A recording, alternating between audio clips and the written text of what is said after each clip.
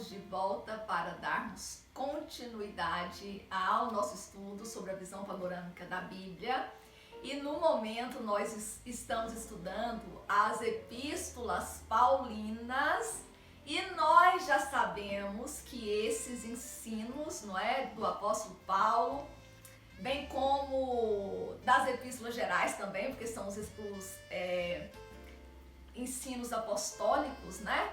Os ensinos de Jesus e o conhecimento ético e moral da lei é que gera em nós esse impulso interior desejoso de mudanças para que nós nos transformemos numa nova criatura em Cristo e possamos falar como o apóstolo Paulo disse aos Gálatas, né? Já não sou eu quem vivo, mas Cristo que vive em mim. Então, hoje nós vamos estudar a primeira e a segunda carta do apóstolo Paulo, que foram escritas, né, aos Tessalonicenses, né?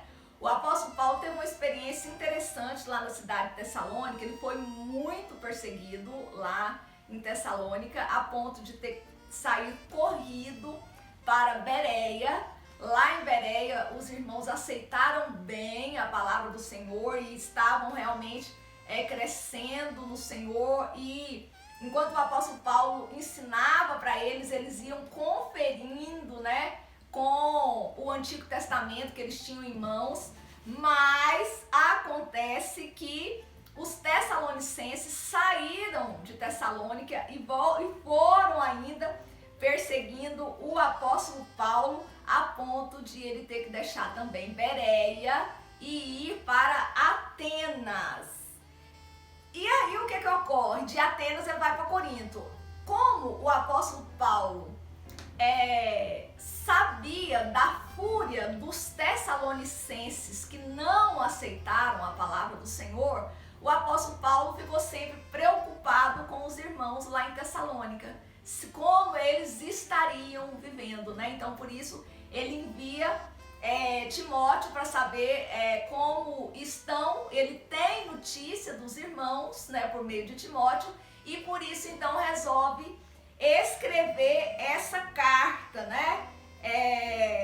E ele vai falar, então, desse modo que os irmãos estavam vivendo, mesmo sob muita perseguição, sob muita tribulação, mas eles estavam realmente guardando a fé deles em Cristo e vivendo de forma digna, né?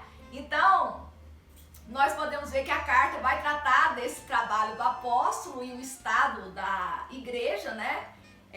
Vai fazer exortações à luz das imperfeições na igreja.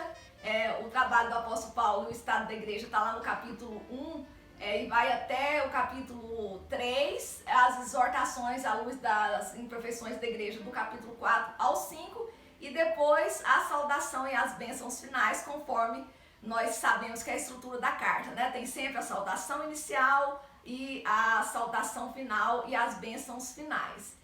Então, como eu disse, ele não conseguiu dar todas as orientações à nova igreja, né, quando esteve lá, e por isso ele envia Timóteo, que leva para ele notícias da igreja e aponta alguns problemas e necessidades. Então, Paulo escreveu, né, defendendo o ministério dele, esclarecendo sobre a doutrina da volta de Cristo, que estava sendo muito mal compreendida pelos irmãos de Tessalônica, porque alguns irmãos haviam falecido e eles estavam entristecidos porque esses irmãos morreram e perderam a volta de Jesus, né? Então aí o apóstolo Paulo vai explicar para eles, né? Esse é o trecho que eu quero aqui destacar dessa carta, que os irmãos deveriam compreender melhor esse fato. E eu volto sobre isso daqui a pouco. E também ele escreveu para estimular os cristãos a viver uma vida santa, né? Tudo indica que essa carta foi escrita no ano de 51, quando estava em Corinto. Então, a aqui eu quero destacar, né, que os irmãos estavam tristes porque alguns irmãos faleceram e perderam a volta de Cristo, né? E o apóstolo Paulo falou, olha, não quero, porém, irmãos, que sejais ignorantes acerca dos que já dormem, ou seja, acerca dos que já morreram, né? Para que não vos entristeçais como os demais que não têm esperança.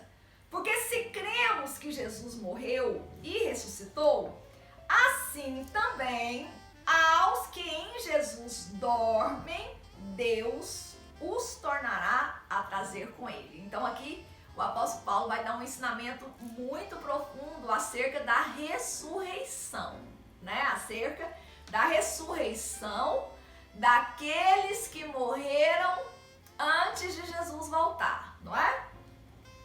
Dizendo, pois, isto pela palavra do Senhor, que nós, os que ficarmos vivos para a vinda do Senhor, não precederemos os que dormem. Porque o mesmo Senhor descerá do céu com alarido e com voz de arcanjo e com a trombeta de Deus. E os que morreram em Cristo ressuscitarão primeiro. Depois, nós, os que ficarmos vivos, seremos arrebatados juntamente com ele nas nuvens a encontrar com o Senhor nos ares. Assim, estaremos sempre com o Senhor. Então, o que o apóstolo Paulo ensina? Olha, na ocasião que Jesus voltar para buscar a sua igreja, os que tiverem morrido com Cristo ressuscitarão. E os que estiverem vivos nessa ocasião terão seus corpos transformados e serão arrebatados. Arrebatamento significa rápido, né? É arrebatado rapidamente e com força. Esse, como eu disse em aulas anteriores, é o próximo evento na sequência dos acontecimentos aí dos planos de Deus para a salvação da humanidade. Este é o próximo grande evento que nós aguardamos, não é? Nós cremos que os crentes fiéis em Cristo Jesus serão retirados desta terra de uma forma muito gloriosa. Jesus virá e não aparecerá nesse momento aqui em glória, mas nós é que vamos encontrar Jesus nos ares e ele vai nos arrancar daqui, nós, os fiéis, que caso estejamos vivos neste momento, não é? Eu sei que a proposta é uma visão panorâmica, mas eu preciso explicar uma questão para vocês. Nós que servimos a Jesus, nós precisamos ter a compreensão que devemos viver uma vida como se Jesus fosse voltar daqui a 30 segundos. Nós não sabemos exatamente o dia que ele vai voltar, mas nós temos que estar preparados, porque nós podemos também morrermos, não é? E se nós morrermos em Cristo, nós ressuscitaremos nessa ocasião que ele vier buscar os que estão ainda vivos. Mas se nós morrermos sem Cristo, nós não seremos ressuscitados nesse momento. Se nós morrermos sem Cristo, nós vamos ressuscitar somente para o juízo final depois do milênio. E quem for para o juízo final, vai para o juízo final só para ter a convicção do porquê está sendo condenado. Vai ser mostrado no julgamento que a pessoa teve todas as chances de se salvar por meio de Jesus Cristo, mas a pessoa não quis. Então, nós devemos estar preparados o tempo todo para a volta de Jesus e para a nossa morte pessoal. não é? E essa carta finaliza aqui de uma forma muito interessante, né, que eu gostaria de destacar. Diz para nós admoestarmos, né, chamarmos a atenção de quem é desordeiro, para nós consolarmos os de pouco ânimo, para nós sustentarmos os fracos e termos paciência para com todos. É para nós nos alegrarmos sempre, orarmos sem cessar e dar graça em tudo. Não é para nós não extinguirmos o Espírito, para nós não desprezarmos as profecias, para nós examinarmos tudo e retermos o bem, para nós nos abstermos de toda aparência do mal, não é? Não basta só nós fugirmos do mal, é para nós fugirmos também da aparência do mal. E o mesmo Deus de paz vos santifique em tudo. Nós precisamos santificar o nosso espírito, a nossa alma e o nosso corpo. E sermos, então, plenamente conservados e irrepreensíveis para a vinda do nosso Senhor Jesus Cristo, não é? E agora, a segunda carta, não é? Que o apóstolo Paulo escreveu para os Tessalonicenses, ele escreveu também, depois de fazer as saudações iniciais, não é? Ele escreveu para falar acerca de algumas coisas futuras, lá no capítulo 1, a partir do versículo 3 até o 2:12, ele vai falar acerca de coisas futuras e depois vai falar de instruções acerca das responsabilidades presentes. Então, vocês já sabem, não é, que todas essas cartas nos ensinam ensinamentos espirituais esplendorosos, mas sempre terminam falando sobre a nossa vida prática, não é? Os crentes em Cristo Jesus vivem segundo o Espírito e não segundo a carne. Nós conhecemos os frutos, o fruto do Espírito e as obras da carne, lá na carta que Paulo escreveu aos Gálatas, né? Então nós devemos ser irrepreensíveis e santos aí na nossa maneira de viver. Então o apóstolo Paulo escreveu aqui para corrigir alguns erros que estava tendo lá na igreja, erros doutrinários acerca do dia do Senhor, né? Acerca do dia de grande ira do Senhor, que realmente trará juízo sobre toda a terra. Eles estavam entendendo lá na igreja de Tessalônica que esse dia já havia chegado, porque eles estavam enfrentando grandes perseguições, grandes sofrimentos. Então eles já estavam achando que estavam vivendo a grande tribulação. Da mesma forma, nós vemos muitos crentes aterrorizados nos dias atuais, pensando que a tribulação, o tempo da tribulação e da grande tribulação realmente chegou e a igreja está passando, né, por esse momento. Mas aí o apóstolo Paulo vai ensinar sobre isso e também vai disciplinar alguns crentes ali problemáticos, né? E alguns erros aqui já aparecia de uma certa forma lá na primeira carta, mas não tinha sido solucionado. Então o apóstolo Paulo volta a falar sobre isso e ele vai encorajar as pessoas aqui que estavam sendo perseguidas, né, e por conta disso estavam se enfraquecendo por conta daquele momento de dificuldade. E também vai repreender aqueles que estavam ociosos. Alguns tinham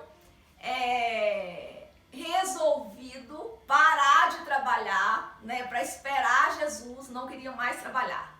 E o apóstolo Paulo vai repreender profundamente e vai dizer, olha, quem não trabalha não come, viu? Então, enquanto nós estamos esperando Jesus, nós precisamos sim de trabalhar, não é?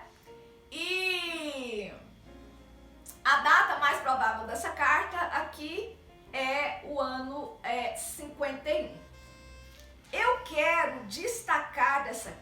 trata aqui sobre essa questão que os irmãos lá estavam pensando que já estavam vivendo o período da tribulação. E o apóstolo Paulo vai dizer assim, então, olha: irmãos, rogamo-vos pela vinda de nosso Senhor Jesus Cristo e pela nossa comunhão com Ele, que não vos movais facilmente do vosso entendimento, nem vos perturbeis, quer por espírito, quer por palavra, quer por epístolas, como de nós, como se o dia de Cristo já estivesse perto, né? Aqui, alguns estudiosos dizem que, quando ele diz assim, ó, quer por espírito, quer por palavras, quer por epístola, tudo indica que falsos ensinadores na igreja estavam tendo visões ou profecias, ou então escreveram cartas e disseram que era do apóstolo Paulo, ensinando coisas erradas, não é? Então o apóstolo Paulo falou para eles não se perturbarem com esse tipo de ensinamento, né? Que ele diz que não aconteceria esse dia do Senhor antes que tivesse vindo a apostasia e se manifestasse o homem do pecado e o filho da perdição. E aí ele diz que vai assentar como Deus no templo de Deus, querendo parecer Deus. Aqui o apóstolo Paulo já está falando da manifestação do anticristo, né? Que tem o desejo de realmente se autodenominar Deus.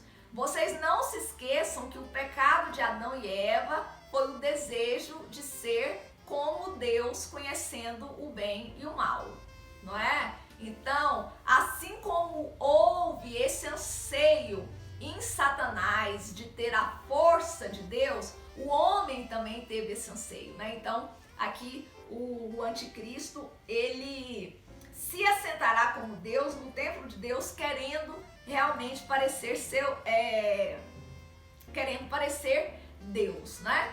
E então o apóstolo Paulo disse que o dia da ira do Senhor, os últimos momentos do derramamento dessa ira, que nós vamos ver lá em Apocalipse, aconteceria depois da manifestação desse anticristo. Eu já expliquei para vocês que nós cremos que os fiéis em Cristo que estamos vivendo esse período da graça, nós não vamos vivenciar esse período de ira de Deus depois da manifestação do anticristo.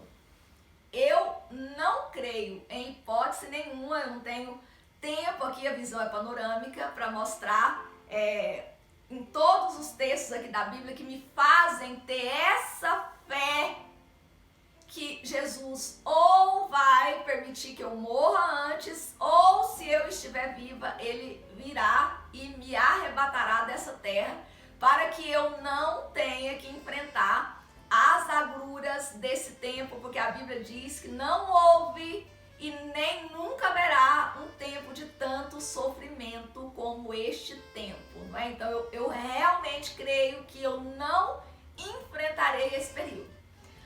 Agora, e nem todos aqueles que estão esperando por Jesus e que se tornaram uma nova criatura, renunciaram às suas vidas para viver uma vida inteiramente para Cristo, não é? Agora, esse texto aqui, eu quero destacar umas coisinhas para vocês aqui. Porque nós devemos ter temor e realmente abrir o nosso coração para amar a palavra de Deus e transformar nossas vidas. Porque olha o que vai acontecer. Versículo 7. Porque já o mistério da injustiça opera, somente há um que agora resiste até que do meio seja tirado. E então será revelado o iníquo, a quem o Senhor desfará pelo assopro da sua boca e aniquilará pelo esplendor da sua vinda. A esse cuja vinda é segundo a eficácia de Satanás, com todo o poder, sinais e prodígios de mentira. Veja bem, a Bíblia aqui diz que tem um mistério da injustiça que opera. Quando nós formos ver o livro de Apocalipse, nós vamos ver que foram escritas cartas às igrejas e lá João fala que os demônios já estão operando dentro das igrejas. Então, sempre houve, desde a queda do homem, um mistério aí da injustiça operando, o reino de Satanás operando. E quando o anticristo se manifestar, ele virá segundo a eficácia de Satanás, conforme a Bíblia está dizendo. Ele vai vir com poder, com sinais e com prodígios de mentira, e com todo o engano da injustiça para os que perecem, porque não receberam o amor da verdade para se salvarem. Veja bem, nós estamos num tempo que nós estamos pregando o evangelho, o amor de Deus ao homem, ao mundo, que deu o Filho de Jesus para que todo aquele que nele crê não pereça, mas tenha a vida eterna. Agora então, olha, quando alguém não recebe esse amor da verdade para se salvar, olha o que a Bíblia diz no versículo 11. E por isso Deus lhes enviará a operação do erro para que creiam na mentira. Então, se eu não aceitar esse evangelho aqui e amar e transformar a minha vida e buscar sabedoria para ter a salvação, porque lá em Filipenses fala que nós, ou em Timóteo, na próxima aula eu vou dizer direitinho, eu preciso de ter sabedoria para a salvação em Cristo, não é? Eu só sou salva por meio da fé em Cristo, mas eu preciso viver uma vida em conformidade com essa fé que eu tenho. Então, se eu desprezo isso, a Bíblia diz que Deus vai mandar a operação do erro e eu vou crer na mentira. Então, para eu não crer na mentira, eu preciso crer nessa verdade que é posta agora, né? Então, para que creiam na mentira, para que sejam julgados todos os que não creram a verdade, antes tiveram prazer na iniquidade. Por que as pessoas não aceitam a Jesus como Salvador para transformar suas vidas? Porque amam o pecado e escolheram o pecado. E se isso acontecer, de fato, essas pessoas crerão na mentira e perderão a chance da salvação eterna, não é? A carta antes da saudação final diz: olha, o mesmo Senhor da paz vos dê sempre paz de toda maneira. É inconfundível as verdades do Evangelho, porque essas verdades do Evangelho sempre nos dão uma paz, uma segurança plena acerca do futuro e um equilíbrio interior sem medida, né? Porque a nossa confiança está plenamente em Deus e nós sabemos então que o nosso futuro será glorioso.